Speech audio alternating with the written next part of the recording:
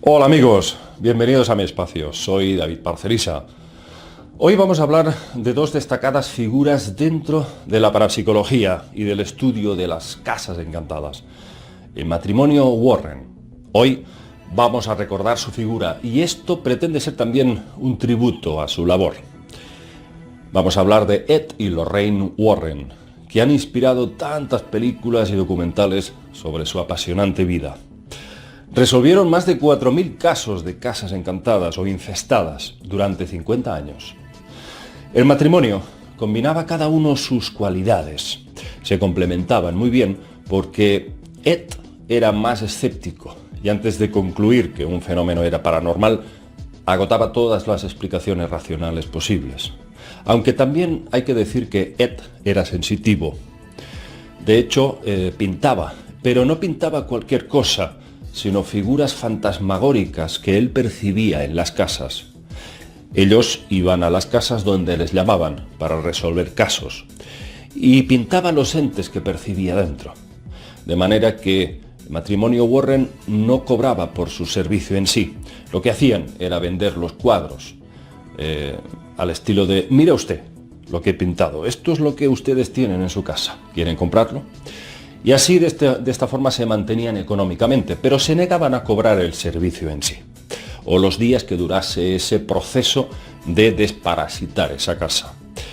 Ed era un hombre que se esforzaba por ser metódico y científico, aunque estaba muy marcado por una experiencia que sufrió de niño.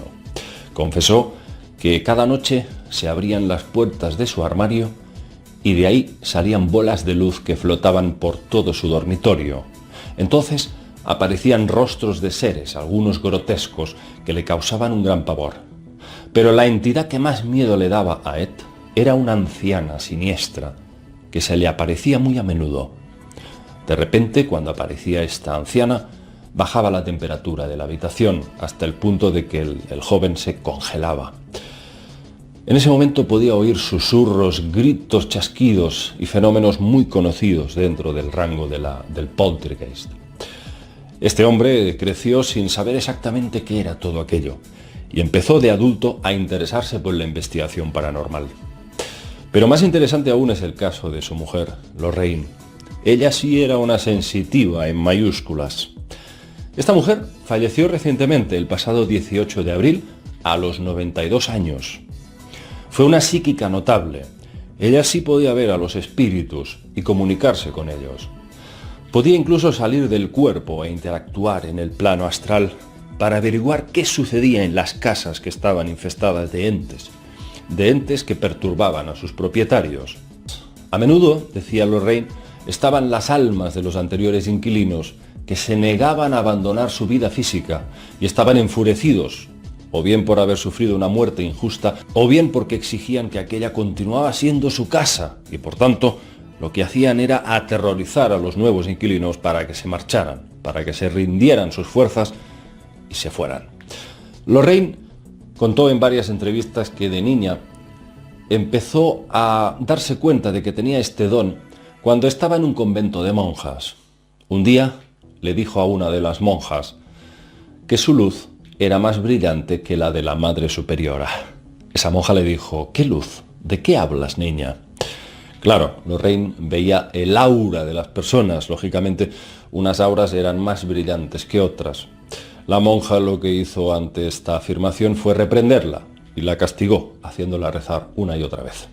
Típica respuesta del catolicismo ante aquello que no se puede entender. Ya en 1952, el matrimonio Warren fundó la Sociedad para la Investigación Psíquica de Nueva Inglaterra, la New England Society for Psychic Research, la NESP, una sociedad que aún sigue activa a través de las donaciones de sus miembros, que siguen acudiendo a casa sin cobrar por el servicio, tan solo aceptan donaciones voluntarias. Ese era el protocolo que el matrimonio estableció. La vida de los Warren fue muy interesante, porque aunque Ed falleció en 2006, Lorraine siguió a pesar de su avanzada edad y estuvo asesorando al director de cine James Wan para las películas El Conjuro 1 y 2. De hecho, Lorraine estaba presente en el set de rodaje, dando indicaciones al reparto para hacer que todo fuese más fiel a la realidad de los hechos que se dieron y a los hechos que ella protagonizó. Por supuesto, no todos los casos que se les presentaban eran reales. Cuando alguien les llamaba para engañarles, solían descubrirlo al cabo de poco. De hecho, Ed Warren dijo una vez: a nosotros no se nos puede engañar, porque yo soy el máximo escéptico. Sí, es cierto. Los Warren eran católicos, pero Ed utilizaba el lado científico, las mediciones, los cambios de temperatura, los campos magnéticos. Por tanto, él decía que ningún estafador se salía con la suya sin ser descubierto. Mientras que Ed se declaraba experto demonólogo, Lorraine se definía como medium y clarividente. Ahí donde Ed no alcanzaba a llegar, lo hacía ella. Entre los casos más destacados que investigaron, está, por supuesto, el de Amityville, una casa considerada diabólica por un trágico suceso ocurrido en el 112 del Ocean Avenue de Amityville. Esto sucedió la noche del 13 de noviembre de 1974, cuando un joven de 23 años, Ronald DeFeo, asesinó a toda su familia de la forma más vil imaginable. Acabó con sus padres y sus 4 hermanos pequeños con un fusil. DeFeo confesó luego que unas voces lo habían incitado a hacerlo. A partir de este trágico suceso, los posteriores inquilinos experimentaron toda una serie de fenómenos extraños. Este caso motivó varias películas y documentales. Pero es curioso, Lorraine dijo que las entidades y fenómenos que había en Amityville eran infinitamente más terroríficos que los que se mostraron en el cine. Imaginaos lo que había en esa casa. Lo más curioso es el legado de los Warren, el famoso Museo de lo Oculto que ellos crearon en el sótano de su casa en Connecticut. Decidieron almacenar ahí cientos, miles de objetos malditos, objetos que habían estado en cientos de casas encantadas, y por tanto estos objetos estaban envueltos por energías nocivas o espíritus del mal que debían de contenerse. De hecho, la idea del museo era esa: contener y aislar las fuerzas demoníacas que impregnaban esos objetos malditos. Lorraine Warren decía: la única regla para recorrer este museo es no tocar absolutamente nada, pues hay piezas que todavía siguen guardando energías muy negativas, a pesar de haber sido exorcizadas. La mayoría de objetos estaban herméticamente cerrados en vitrinas, y se recomendaba no tocarlos, y mejor aún, ni siquiera quedarse demasiado rato mirándolos fijamente. Lo más inquietante es que los Warren no permitían visitas a este museo a partir de la caída del sol. Sí, de noche se cerraba ese museo. Prohibido entrar. Entre estos objetos estaba una muñeca, famosa muñeca diabólica llamada Annabelle. Veamos la historia de Annabelle. Como veis, la muñeca real no tiene nada que ver con la muñeca de porcelana presentada en las películas, en esas películas dedicadas a su nombre. La auténtica Annabelle era de trapo y era una de las miles de muñecas Raggedy Ann Doll que se vendieron en Estados Unidos en la década de los 70. Esta historia empezaría en 1970, cuando una madre le regala esta muñeca a su hija Donna, una joven de 18 años estudiante de enfermería. La joven se llevó a la muñeca a un apartamento que compartía con otra joven estudiante. Las dos empezaron a ver cosas extrañas. La muñeca cambiaba de posición.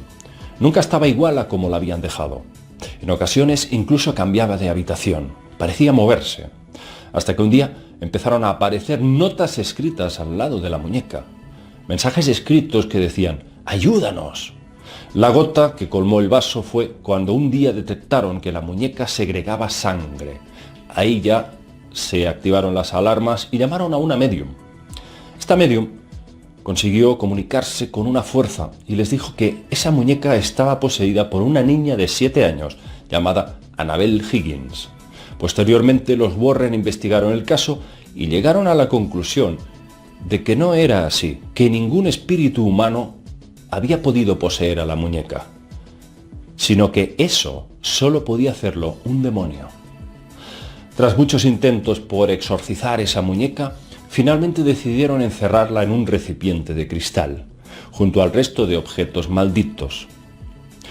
Objetos tan curiosos como el muñeco Shadow, que tendría la peculiaridad, dicen, de atacarte en sueños y llegar a pararte el corazón. También vemos un ídolo satánico utilizado antiguamente en rituales, un espejo que contiene varias entidades diabólicas, calaveras y un largo etcétera. Aquí nos preguntamos, una vez que ha fallecido Lorraine Warren, ¿a dónde irá a parar todo este repertorio de lo macabro, todos estos objetos? Sin duda esperemos que vayan a parar a buen recaudo y no en malas manos, porque como decía Lorraine, si esto fuese a parar en manos de personas sin escrúpulos, no quiero ni imaginarme lo que podría suceder. Ella estaba convencida de que estos objetos eran verdaderamente malditos, que segregaban una energía muy nefasta y nociva. Incluso podía interactuar con el aura de la persona y de alguna forma invadir tu campo áurico, una especie de negrura perpetua. Eso decía Lorraine. Esperemos que la asociación, el legado que dejaron, se ocupe de estos objetos, pues de la forma más cautelosa posible. Esperemos. Vamos a dejar aquí el tema y, por supuesto, esto ha sido un intento por hacer un poco de retrospectiva del pasado, recordar un poco quién fue este matrimonio de lo insólito. Aquí dejamos el tema, espero que os haya gustado y nos vemos en próximos vídeos. Un abrazo para todos.